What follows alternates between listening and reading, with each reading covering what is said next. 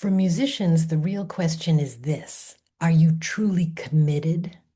Hi, I'm Angela Beeching, music career coach and author of Beyond Talent, and I'm glad you're here. This video is part 3, the final installment of the Artist's Playbook, a series on finding time for your most important work. If you haven't seen parts 1 and 2 already, I recommend starting with those so you can get the most out of this one.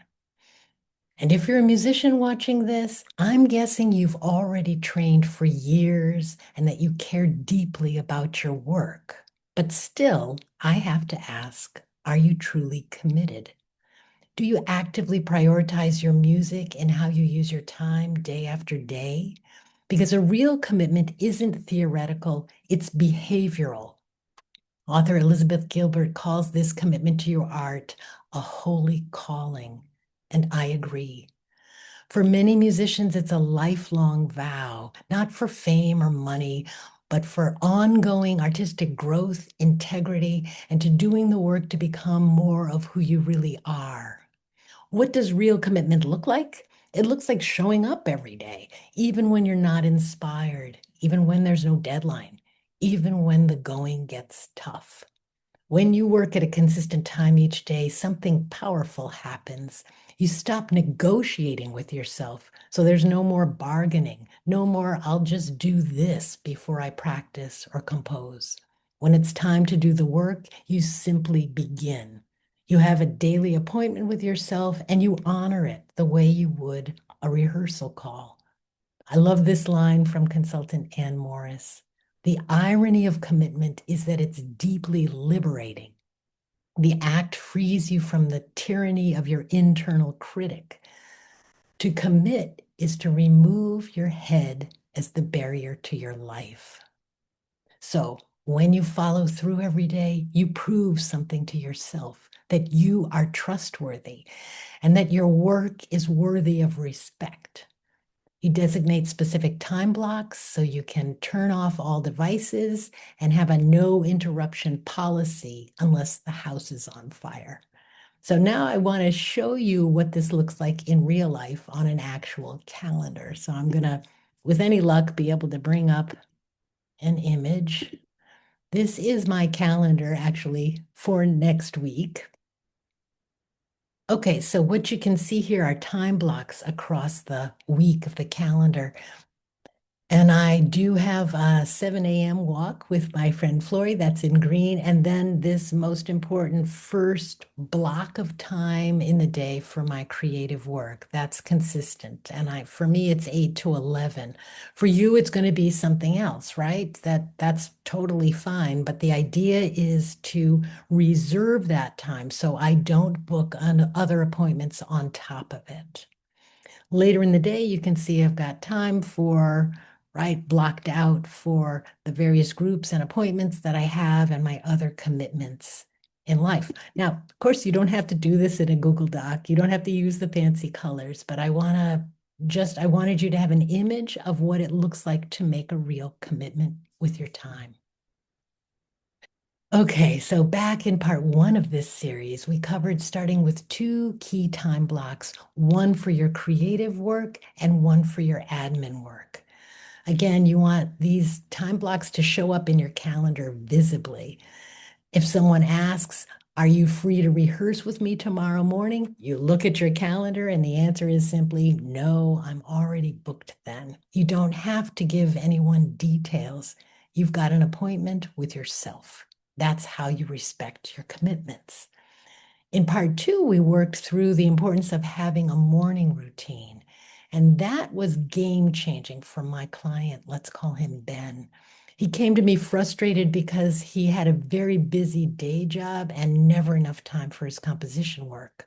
We started by building a morning ritual so that he could compose for an hour before going into the office. And at first, he had a lot of resistance to this. But when he stopped waking up with his phone and scrolling and instead started meditation and then his music, it changed how the whole day felt at his office job. And he came home with more energy and was often able to do more of his composing in the evenings. In the months we worked together, he was able to move forward with several big projects. You might not believe that these small changes could make such a big difference. But I'm inviting you to test this out for yourself, not for perfection, but for momentum. Because this is about giving yourself a real shot at living true to your values. Let's say you've got later in the day another time block for practice. That's what you're going to want, right? And I don't know about you, but sometimes my mind wanders. And these days, I feel like I have the shortest attention span possible. Here's my favorite strategy for doing focused work. Let's say you know you need to work through a technically difficult passage in a new piece you're working on. Let's say it's 5 brutal bars that keep tripping you up. This is a perfect place for using what's known as the Pomodoro technique. You set a timer, a simple kitchen timer for 25 minutes. And for that time, you focus only on unpacking that passage. You slow it down and take it apart to find out what the real issues are. And then you use your best problem-solving skills to work it through. When the timer goes off, take a 5-minute break, walk, stretch, get water, and then decide, do I keep working on this or do I move on to the next thing? The Pomodoro helps you push past resistance. You don't need to feel ready. You just need to show up for 25 minutes at a time. So here's something I learned the hard way. You can't cheat time. What I mean is, when I'm in a flow state, I often don't want to stop. I want to finish, but time is still moving. And if I push one task too far, there are always consequences.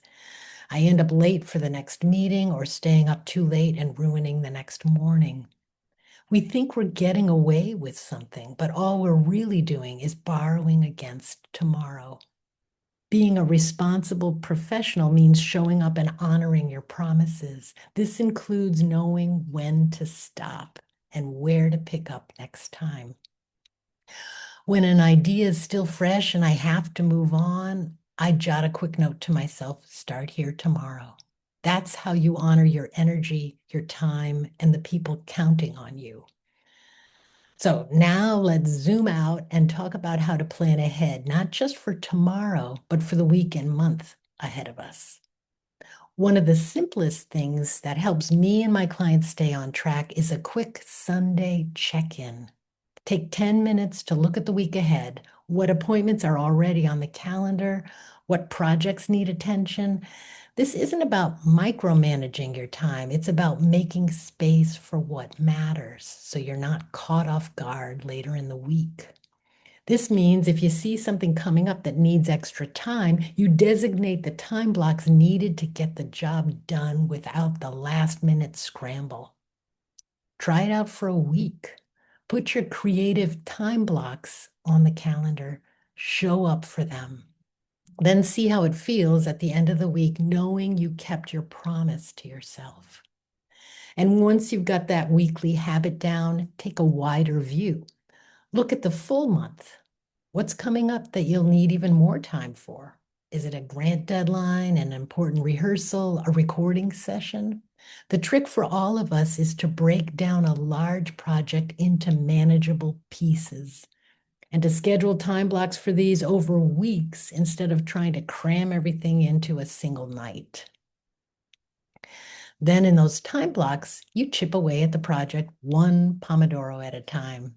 I help musicians make big projects more manageable by breaking them down into steps they can actually follow through on.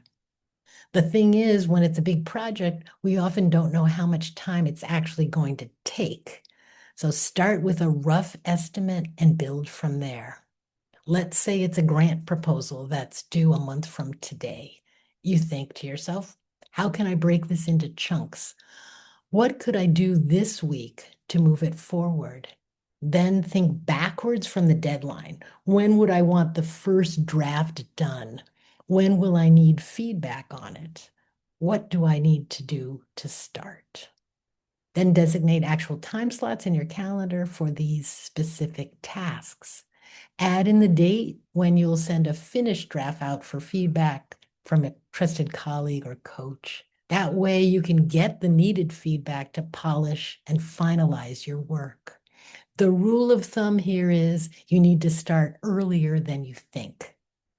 By starting early and working consistently, you can avoid that awful, oh no, this is due tomorrow situation when we inevitably submit work that doesn't represent our best. You don't have to live like that anymore, not if you take time seriously. And best of all, you don't have to rush. You're respecting the project and your process. So my recommendation is put your creative time blocks on the calendar, show up for them, try it for a week. See how it feels to end the week knowing you kept your promise to your artistry. So now you know what real commitment looks like. It's not about pressure. It's not about being perfect. It's about showing up daily, consistently, and with intention for the work that matters most. That's how you become more fully the artist you're meant to be. And if you found this video helpful, please like, comment, and subscribe below. If you know of another musician that would be helped by this, please pass it along to them. See you next time.